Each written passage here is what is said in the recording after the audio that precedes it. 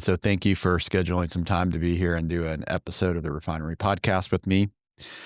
I was thinking about this idea that we kind of become like the people we spend time with, or we're the most influenced by, or, there's that saying about the 10 or 5 people that you spend time around. And I was thinking this morning, man, I am such a blessed guy to be around people like you. And so I'm looking Oh, forward to the time we're going to spend together here. I was gonna ask you, does that mean you're negotiating all the time now? Yeah, I am better. It just comes out of me. It's so funny.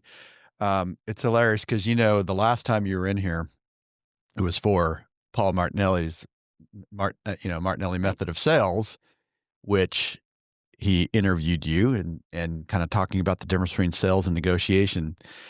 And I always thought that Ken has the distinct advantage of being in this room with all of the incredible people that come in here to record.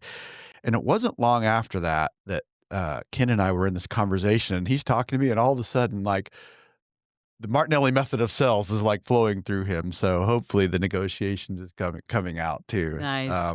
But definitely. And it's a fascinating thing because uh we're negotiating all the time, whether we know it or not, right? And I'm sure we're going to get into that. But speaking of which, how did you get into this? What led you? Because you truly are the best of the best. There aren't anyone that, no one's better than you at this. And I Well, I mean don't that know about that. sincerely. But no, I mean, you have such a unique approach to it. But how did you get into it in all of our time together? I don't know if we've thoroughly covered sort of your journey into this. So Yeah. talk about that some. Oh, it's very much by accident. Yeah.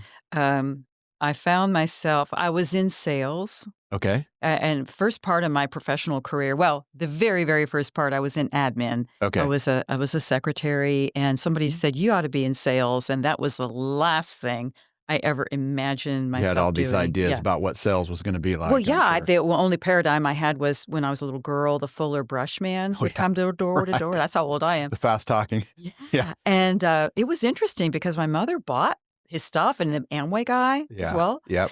and, but I couldn't imagine anything worse to do, Oh, and yeah. that was all I knew about sales.